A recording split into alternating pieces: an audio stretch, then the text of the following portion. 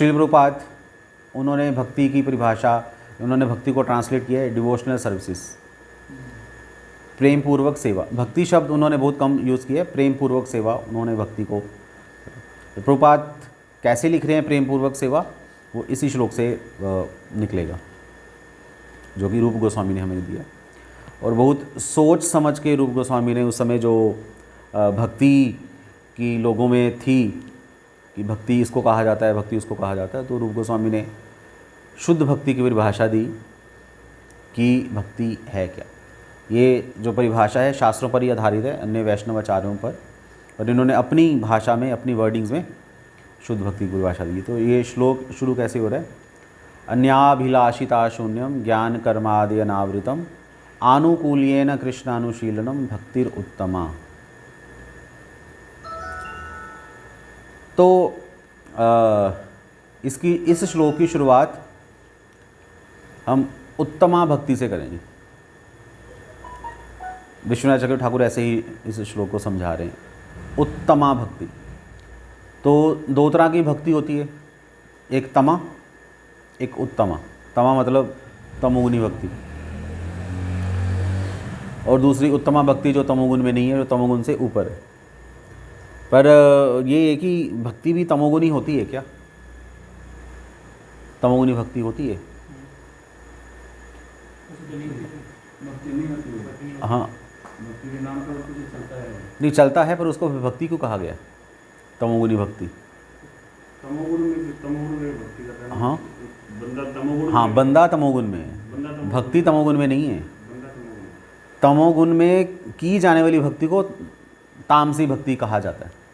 वैसे भक्ति अपने आप में प्योर है, वो तो उसमें तो कोई दोष नहीं है, पर क्योंकि तमोगुण में की जाती है भक्ति, इसलिए उसको तामसी भक्ति कहा जाएगा।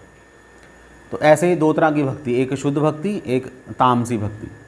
या तामसी भक्ति को ना कहकर आप उसको मिश्रित भक्ति भी कह सकते हो, मिश्रित, जिसमें कुछ मिश्रण है। तो उत्तम भक्ति क्या है? जिसमें कोई मिश्रण ना हो, हम उत्तम भक्ति की बात करें। इसके अलावा दूसरी भक्तियां भी हैं, वो इसी श्लोक में है। दूसरी तरह की भक्तियां क्या हैं? रूप गोस्वामी कह रहे हैं कि अन्य अभिलाषिता शून्यम।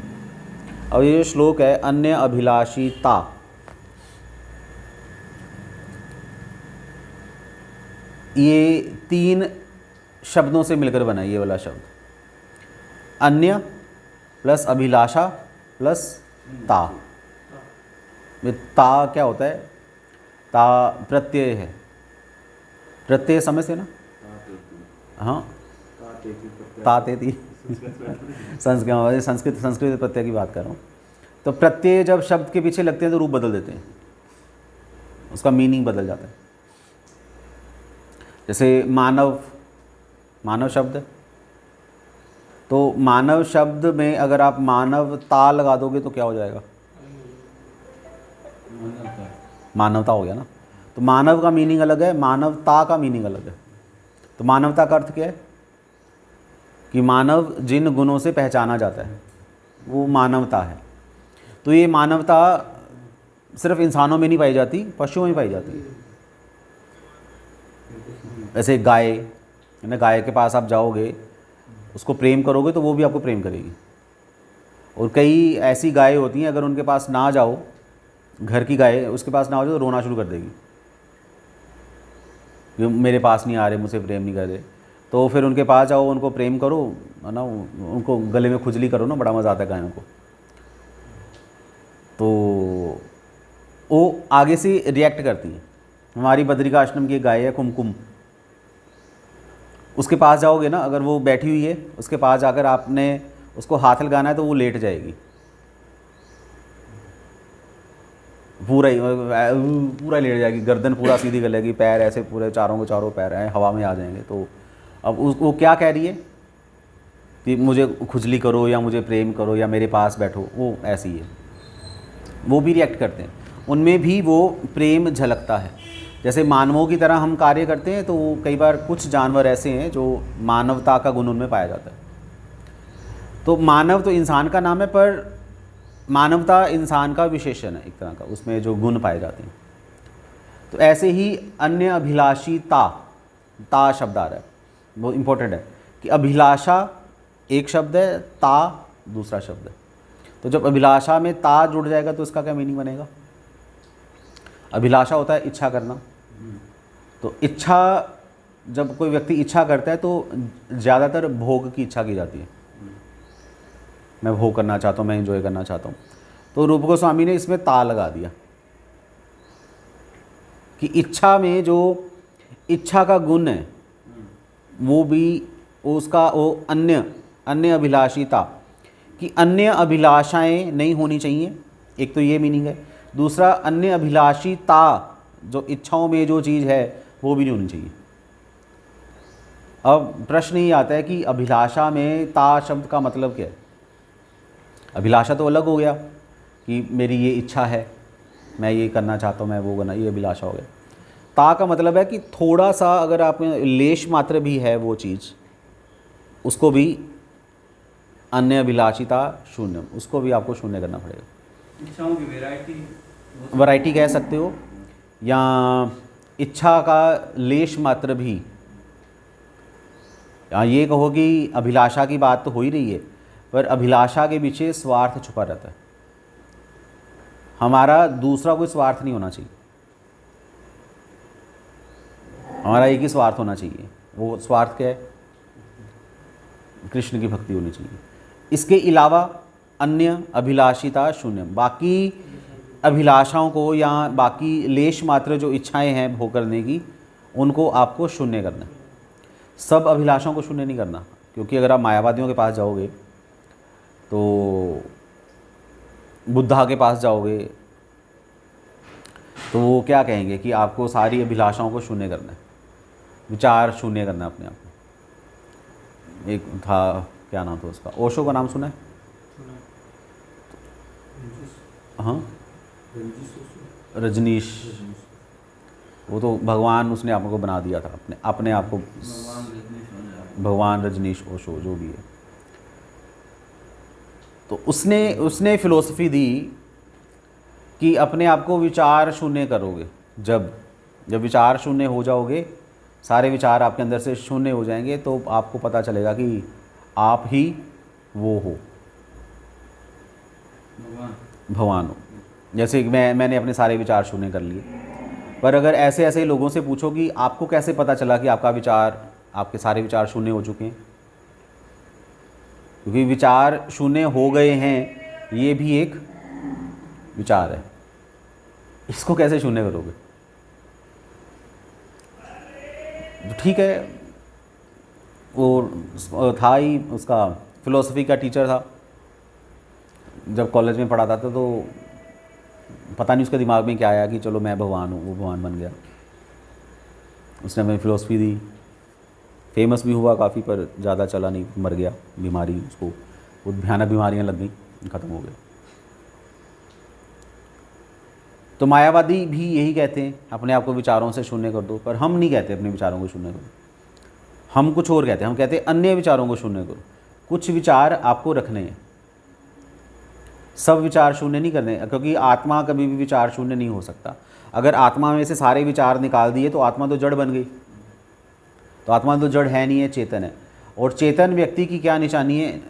थिंकिंग, फीलिंग, विनिंग, कि वो कुछ सोचता है, कुछ प्लानिंग करता है, और कुछ अनुभव करता है, और फिर विलिंग करता है। ये जो चेतन व्यक्ति है उसकी ये पहचान है। आत्मा में 3 फंक्शन रहते ही हैं, थिंकिंग, फीलिंग और विलिंग। मनसा वाचा काया, अब ऐसे भी देखा जाता है, ठीक है। बट तो शून्य करना क्या है? ज्ञान कर्म आदि अनावृतम, कि हमारी जो क्या होना चाहिए? भक्ति ज्ञान और कर्म से, ज्ञान कर्म आदि भी मैं बताता हूँ। पहले ज्ञान क्या होता है ये आप समझिए, कि जब हमारे शास्त्रों में ज्ञान की बात आती है कि ये बहुत ज्ञानी व्यक्ति हैं, इसके 2 मीनिंग है। आगे जी, इसके 2 मीनिंग है। एक तो ज्ञान होता है नॉलेज, वैदिक नॉलेज। कितने वेद हैं हमारे पास? 4 वेद हैं, 18 पुराण हैं, 108 उपनिषद हैं, फिर उसके बाद व्याकरण है, वेद वेदांग इनको बोला जाता है। तो अगर आप इसको सीखना चाहते हो तो संस्कृत के स्कॉलर ही कहते हैं कि 12 वर्षानी, 12 साल लगेंगे आपको व्याकरण सीखने के लिए। 12 सालों के बाद आप संस्कृत पढ़ सकते हो, लिख सकते हो, समझ सकते हो, अगर आप इंटरेस्टेड हो तो। 12 साल बाद आपको समझ आएगी क्या लिखा है। तो पूरा वैदिक ज्ञान लेने के बाद क्या आएगा, स्वाभाविक ही हमारे अंदर वैराग्य आएगा। कैसा वैराग्य? जब आप संस्कृत सीख जाओगे, अच्छे से वेद वगैरह पढ़ना शुरू कर दोगे, तो हमें इस संसार की रियलिटी दिखाई देनी शुरू हो जाएगी। क्योंकि जो ऋग्वेद है, ऋग्वेद भी 2 शब्दों से मिलकर बना है, एक ऋग प्लस वेद। ऋग को अगर आप तोड़ोगे और ज़्यादा तोड़ोगे तो ऋग का जो मूल है वो है ऋक। ऋक का अर्थ होता है देखना, तो वेद मतलब विद्या, देखने की विद्या। अब देखने की विद्या क्या है? जैसे उदाहरण के लिए आपका बच्चा सर्दियों में आइसक्रीम खा रहा है। सर्दियों में आइसक्रीम खाना, उससे क्या होगा? बीमार पड़ जाएंगे, गला खराब हो जाएगा। बच्चे को दिखाई दे रहा है ये, बच्चे को आइसक्रीम दिखाई दे रही है, और पेरेंट्स को क्या दिखाई दे रहा है? दवाइयाँ। वो पेरेंट्स उसको बोल देंगे कि क्या हुआ, हॉस्पिटल जाने का इरादा है क्या, डॉक्टर के पास जाने का मन कर रहा है? वो कह रहे नहीं, तो फिर आइसक्रीम क्यों खा रहे हो? क्योंकि जो चीज़ पेरेंट्स को दिखाई दे रही है बच्चों को दिखाई नहीं दे रही। बच्चे तमोगुण में, पेरेंट्स तमोगुण में नहीं है, उनके पास नॉलेज है। तो अपनी नॉलेज से उन्होंने क्या कर दिया, आइसक्रीम के साथ बच्चों को दूर करने की कोशिश की। तो नॉलेज आपको वैराग्य की तरफ लेके जाती है। जब रियलिटी नज़र आती है तो चीज़ें ऑटोमेटिकली छूट जाती हैं। जैसे ये संसार क्या है, श्रीमद् भागवतम कहती है कि भरत महाराज ने, उन्होंने इस संसार को ऐसे त्याग दिया जैसे हम सुबह सुबह टॉयलेट को छोड़ देते हैं। अब टॉयलेट क्या थी, अगर आप थोड़ा सा ध्यान से सोचो, वो 1 दिन पुराना आपने जो टेस्टी खाना खाया वो था। तब तो बड़े चाव से खाया था आपने, शाही पनीर, लच्छा पराठा, ये सब चीज़ें आपने खाई, और अगले दिन क्या बन गई? टॉयलेट। तो आपका पनीर ही बाहर निकल रहा है देखा जाए तो। अब आप उसको रिजेक्ट कर दिया। अब आप ये नहीं सोच रहे ओ मेरी टॉयलेट, मेरा पनीर। कौन सोचता है ऐसा? तो मूर्ख होगा, ये सोचेगा। जैसे टॉयलेट को फ्लश कर दिया जाता है, उसी तरह भरत महाराज ने इस संसार को फ्लश कर दिया। थोड़ा सा भी नहीं सोचा कि ये मेरा पनीर है या मेरी बीवी है या मेरे बच्चे हैं। कहने का मतलब ये है, उन्होंने छोड़ दिया, रिजेक्ट कर दिया। नॉलेज आने के बाद, जब तक नॉलेज नहीं आएगी आप इस संसार को छोड़ ही नहीं सकते। ये है भी ऐसा, जिसने भी संसार को छोड़ा है, जिसने भी संसार से आसक्ति छोड़ी है, नॉलेज के साथ ही छोड़ा जाता है। तो ज्ञान का अर्थ है वैराग्य या संसार को छोड़ना, निरासक्त होना। और अल्टीमेट लक्ष्य क्या है संसार को छोड़ने का? मोक्ष की प्राप्ति, कि हम लिबरेशन चाहते हैं। किससे मोक्ष चाहते हो? इस संसार के क्लेशों से हम मोक्ष चाहते हैं। तो ठीक है, वो ज्ञान का रास्ता है, वो करते हैं अपना, जो ज्ञानी लोग हैं। और कह रहे हैं कि कर्म, जब हम कर्म की बात करते हैं तो उसमें ज्ञान ज़्यादा प्रोमिनेंट नहीं रहता। कर्म का अर्थ है यज्ञ करना। हमारे यजुर्वेद में यज्ञ करना सिखाया गया। ऋग्वेद में तो रियलिटी बताई गई है, संसार क्या है, कैसे है। तो यजुर्वेद में सिखाया गया कि अगर आप अपनी इच्छाओं की पूर्ति करना चाहते हो तो यज्ञ करने पड़ेंगे।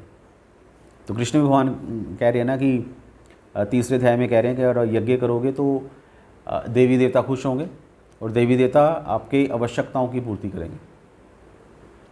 तभी तो ऐसा कहा गया है, भागवतम ही कहती है कि अगर आप निरोगी रहना चाहते हो तो सूर्यदेव की पूजा करो, उनके यज्ञ करो।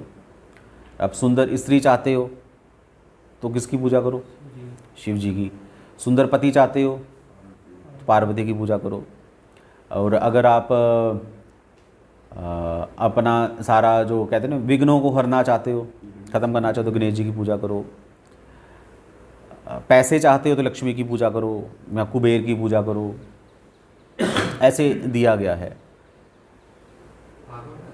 भागवतम में दिया गया, भागवतम में दिया गया तो करो। पर कॉन्टेक्स्ट जा रहा है, पर हमें कुछ नहीं चाहिए, हम तो कृष्ण, हमें कृष्ण चाहिए, इसलिए हम नहीं किसी की पूजा करें। तो ठीक है, दिया गया है, अब देवी देवताओं के पास जाओ, अपनी इच्छाओं की पूर्ति करो, पर उसका टैक्स लगेगा, पैसे लगेंगे। पैसे क्या है? यज्ञ। अब यज्ञ में आहुतियाँ दो तो आपको वो फल मिल सकता है। तो ये प्रोसेस है जो कि हमारी सृष्टि का ऐसे नियम है। पर इसमें प्रॉब्लम क्या है कि यज्ञ जब किया जाता है तो अपनी इच्छा की पूर्ति के लिए किया जाता है। हम भगवान के पास भी जाते हैं तो भी अपनी इच्छा की पूर्ति के लिए, या किसी देवी देवता के पास जाते हैं तो भी अपनी इच्छा पूर्ति के लिए। तो इच्छा पूर्ति का सबसे बड़ा जो संसाधन है, या जहाँ पर सबसे ज़्यादा आपकी इच्छाओं की पूर्ति होगी, उस जगह का नाम है स्वर्ग। स्वर्ग में जो आप सोच भी नहीं रहे वो चीज़ें आपको मिल सकती हैं। आप सोच ही नहीं सकते। अगर आप लस्टी हो तो स्वर्ग में आपकी कामवासना ऐसे पूरी होगी, इस तरीके से पूरी होगी, आप सोच नहीं सकते। अगर आप पेटू हो, खाने पीने के शौकीन हो, ऐसी ऐसी चीज़ें, ऐसे ऐसे पकवान हैं, आप सोच नहीं सकते। अगर आपको घूमना का मन है, चलो हम कहीं घूम के आते हैं, तो वहाँ पर नंदन कानन है, ऐसे ऐसे पेड़ हैं, ऐसे ऐसे सीनरीज़ हैं, आप सेल्फियाँ लेते लेते पागल हो जाओगे। हाँ हाँ, मेमोरी फुल हो जाएगी आपकी शायद, और टेराबाइट्स भी कम पड़ जाएगा। आपकी सोच से परे, आपकी कल्पना से परे स्वर्ग। उस स्वर्ग कोई छोटी मोटी चीज़ नहीं है, मतलब कि एक भोग भूमि कहा जाता है स्वर्ग को। जो भी इच्छा है आपकी, जीव की जो भी इच्छा होती है, और जीव ने करना क्या, आहार निद्रा भय मैथुन, ये 4 चीज़ तो करनी है, तो वहाँ पर इसकी भरमार है। कुछ भी करो थकोगे नहीं, खाते रहो, गुलाब जामुन पे गुलाब जामुन, रसमलाई पे रसमलाई खाओ, आपका पेट नहीं भरेगा। यहाँ तो कितनी खा लोगे, 10-12, मैक्सिमम 20 रसमलाइयाँ। अगर समोसे कितने खा लोगे, 5-7, कितना खा लोगे? यहाँ तो पेट फट जाएगा, हालत ही ख़राब हो जाएगी, पर वहाँ पेट नहीं फटेगा, पेट भरेगा नहीं, टेस्ट आता रहेगा सेम। बोलोगे यार कमाल है, इस यहाँ तो कचौरी इतनी टेस्टी है तो मैं कचौरी खाता रहूँ। इच्छा नहीं ख़त्म होगी, वो बढ़ती जाएगी, बढ़ती, संतुष्ट नहीं होगी आपको। ठीक है, स्वर्ग के अपने नज़ारे हैं, अपने मज़े हैं। अगर कोई जाना चाहता है स्वर्ग तो देख कर आओ क्या चीज़ें हैं, नहीं तो राजस्थान में क्या रखा है, यहाँ पर कुछ भी नहीं है।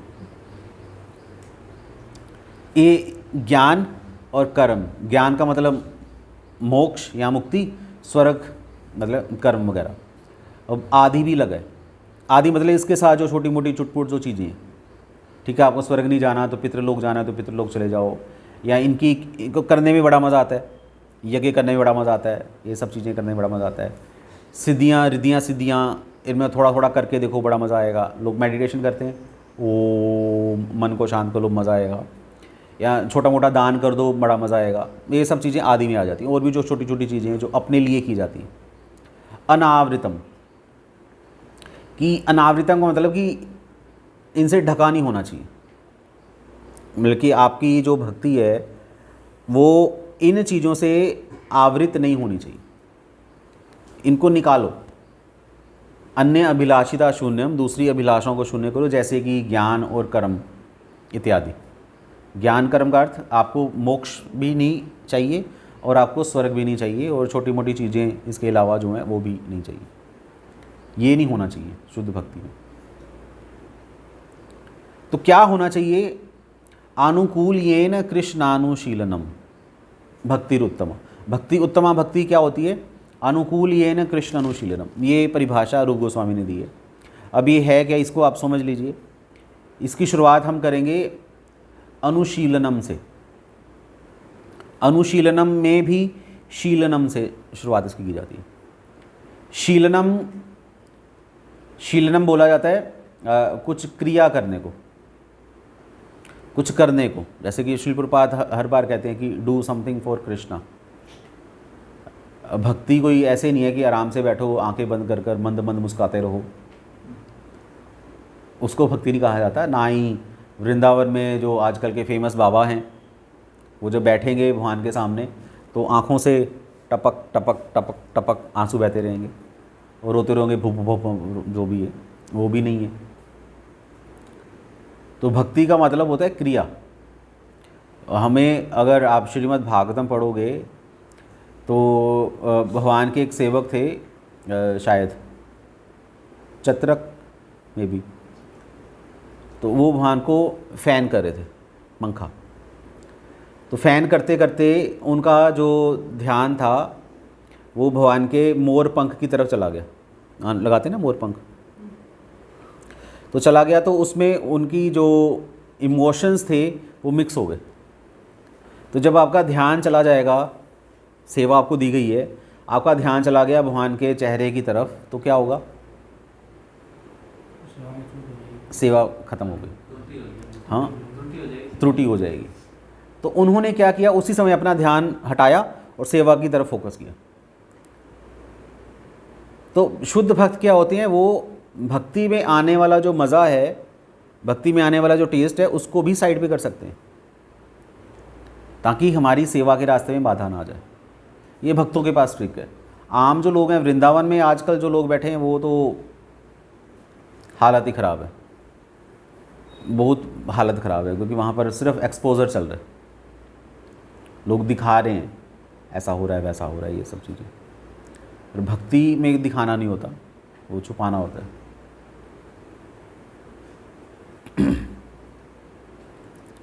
मुश्किल है वृंदावन के भक्तों को, आजकल के वृंदावन के भक्तों को पहचाना, क्योंकि जब भक्ति सिद्धांत सरस्वती ठाकुर महाराज थे आज से 100 साल पहले, उन्होंने वृंदावन में जब गए तो उनको गौर किशोर दास बाबा जी ने बोला कि आज की डेट में वृंदावन में सभी ढोंगी बैठे हुए हैं। तब भी राधा कुंड के बाबा जी थे, लोगों की नज़रों में महान थे, पर हमारे आचार्यों ने बोला कि वो सब के सब वो यहाँ से वहाँ जाना चाहते हैं, और हमारे जो रूप गोस्वामी सनातन गोस्वामी है वो वहाँ से यहाँ आए। ये डिफरेंस है। अभी तो इन लोगों ने भक्ति शुरू की है, अभी से इनका ये हाल है, पर जो लोग सिद्ध पुरुष हैं वो उनका थोड़ा अलग ही रहता है। खैर, जब भक्तों, रियल भक्तों के साथ हम उठेंगे बैठेंगे पता चलेगा तब। अभी तो हमारी नज़र में तो सारे भक्त हैं, वो कोई कैसा भी है।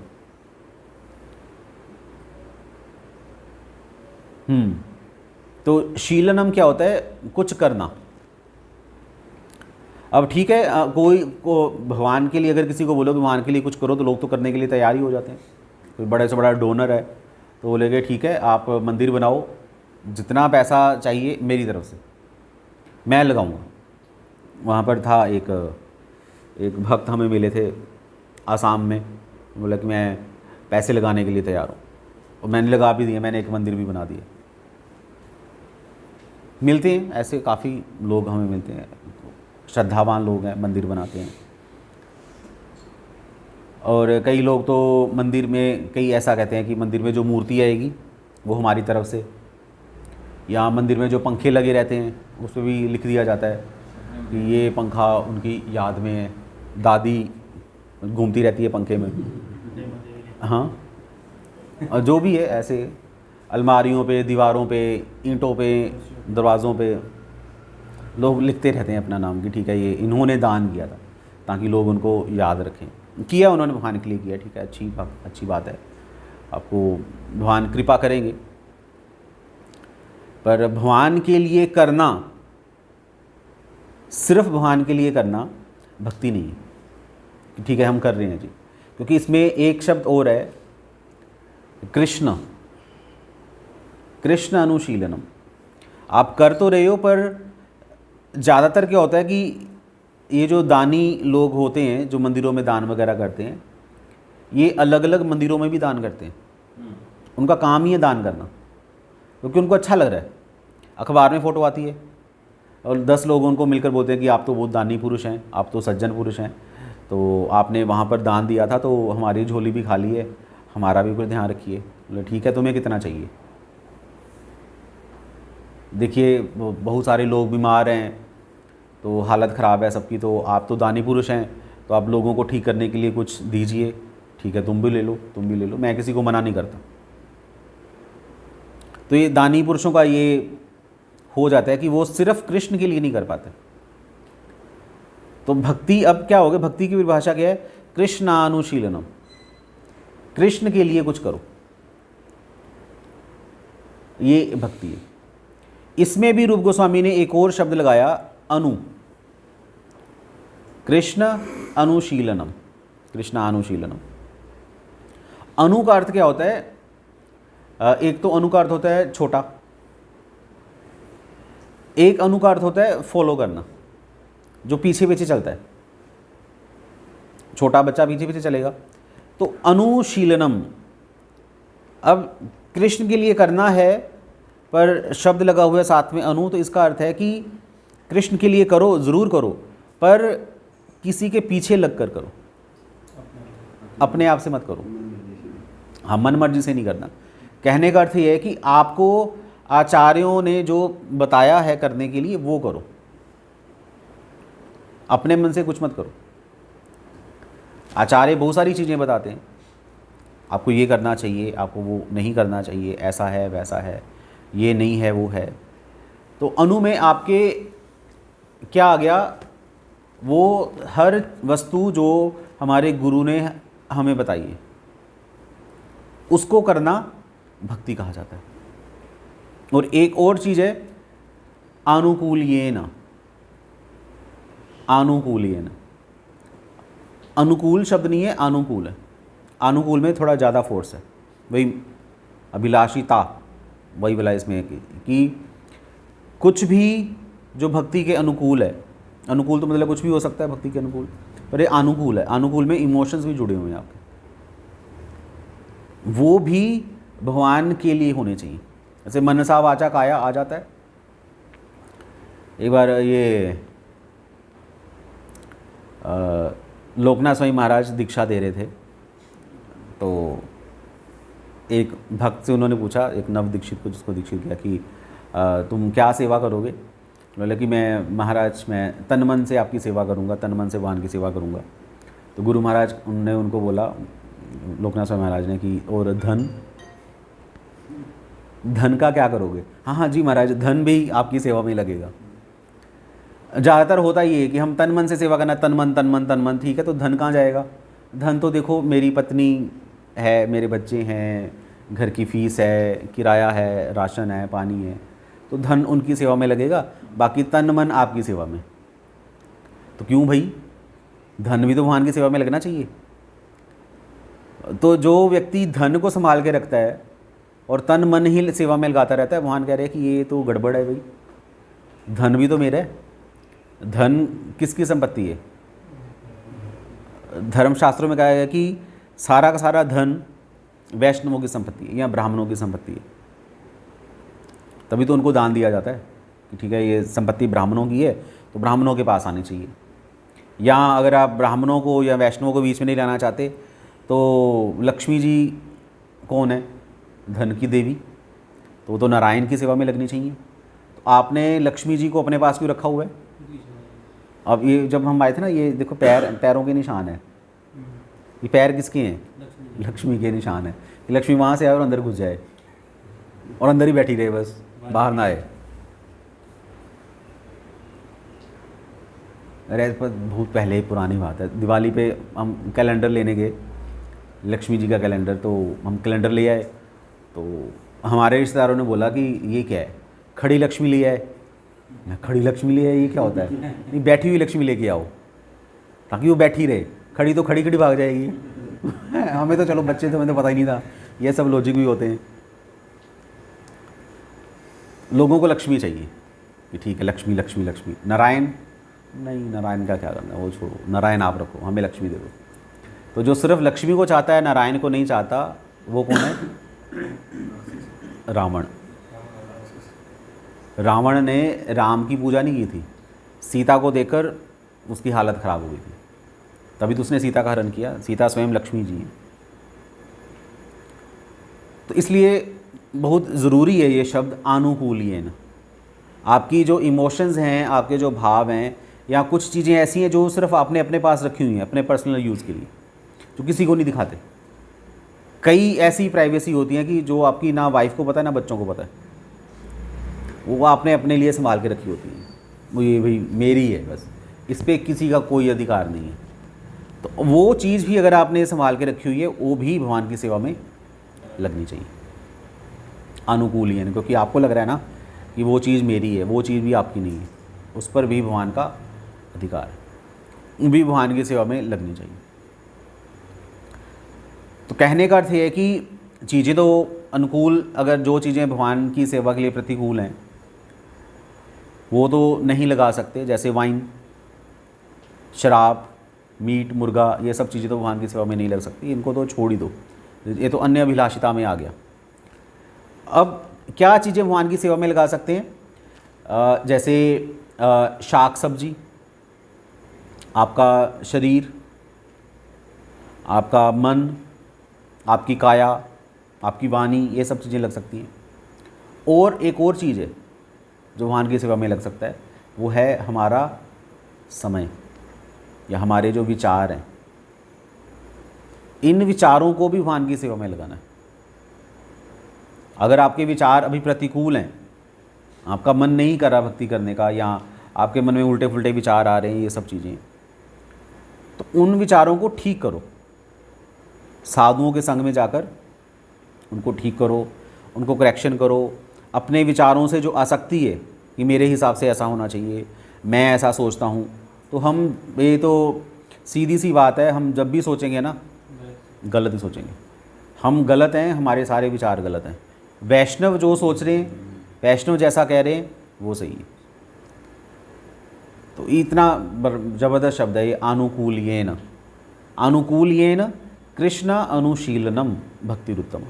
तो शीलनम का अर्थ होता है करना, अनु का अर्थ है परंपरा के अकॉर्डिंगली करना, अपने मन से कुछ नहीं करना, और कृष्ण के लिए करना है। और अनुकूल, अनुकूल का मतलब स्पेसिफिकली कृष्ण के लिए, अपने लिए तो कुछ होना ही नहीं चाहिए। आपका जो ग्रोस चीज़ें हैं वो भी, और जो सटल चीज़ें हैं वो भी भगवान की सेवा में लगा दो। इसको क्या कहा गया है? भक्ति। पर हमारे समाज में भक्ति की क्या परिभाषा है? हम लोग किसको कहते हैं भक्ति? सुबह उठो, जल्दी उठो। जल्दी का मतलब 7 बजे जल्दी है, जब सूरज सर पे होता है उसको जल्दी कहा जाता है। संडे को उठो ना उठो कोई दिक्कत नहीं है। और अगर वो कहते हैं कि सुच्चा मुँह, वहाँ पर हमारे वहाँ पर बोलते हैं सुच्चा मुँह ते जूठा मुँह। सुच्चा मुँह लेकिन जो मुँह में कुछ खाया नहीं आपने, तो भगवान का नाम ले लो, कुछ भी भगवान का नाम, बहुत सारे भगवान के बहुत सारे नाम हैं, किसी को भी भगवान मानो तो उनका नाम लो। अगर मंदिर जा सकते हो, समय है तो मंदिर चले जाओ। मंदिर जाके क्या करना है? अगर शिव जी के मंदिर जा रहे हो तो घर से एक लोटा लो पानी का, और वहाँ पर जाओ और चढ़ाकर माथा टेक कर आ जाओ। तो आसपास जो मूर्तियाँ होंगी तो सबको प्रणाम करके आना है। बाहर केले का पेड़ होगा, वहाँ प्रणाम करके, ये भक्ति हो गई, ये भक्ति है। या लोग, कई लोगों को मैंने देखा है जो सूर्यदेव को पानी दे रहे हैं, वो 9-10 बजे तक सूर्यदेव को पानी चलता रहता है, 12 बजे भी हैं। और सूर्यदेव को पानी कैसे दिया जा रहा है?